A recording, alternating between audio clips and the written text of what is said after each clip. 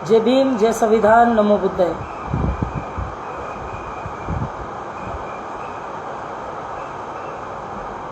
आज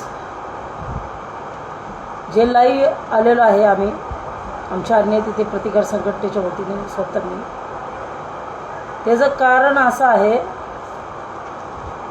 नसरापूरमध्ये झालेल्या एका 3 वर्षाच्या लहान चिमुरडीवर एका नराधमाने केलेला जो घाणारं कृत्य आहे, त्याची सर्वात प्रथम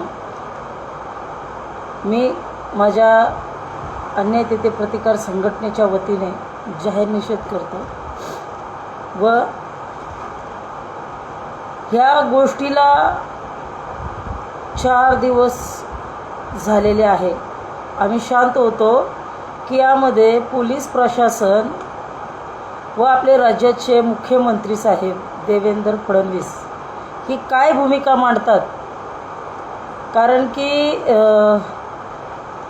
त्यांनी सांगितल्याप्रमाणे कायदा हातात घेऊ शकत नाही असं त्यांची स्टेटमेंट आली।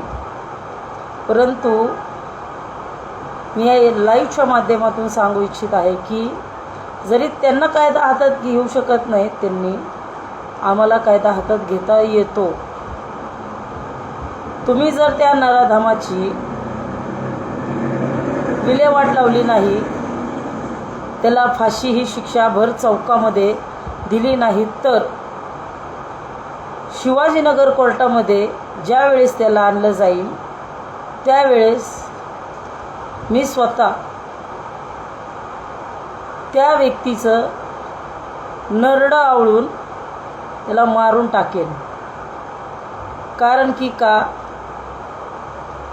तो जो माणूस होता त्याने अगोदर देखील बलात्कार केलेला होता, तरी देखील पोलीस प्रशासन याच्यावर कुठल्याच ॲक्शन घेण्यास तयार नाही। त्यांच्यासमोर फक्त कायदा हातात घेऊ शकत नाही असं त्यांचं म्हणणं आलेलं आहे। परंतु आम्ही स्वतः पाहिलेले, आपल्यांना पण माहिती आहे की मुंबई या ठिकाणी एक अक्षय शिंदे नावाच्या मुलाने असंच एका लहान मुलीवर असं घाणेरडं कृत्य केलं होतं। त्यावेळेस मात्र मी खरंच मुंबई पोलिसांचं खूप कौतुक करणारे लाईव्हच्या माध्यमातून आणि त्यांना सल्यूट देखील करेल, कारण की त्यांनी जे केलं ना ते अखंड देशाला माहिती त्यांनी काय केलं काय नाही, ते आम्हाला नवीन सांगायची गरज नाही आहे।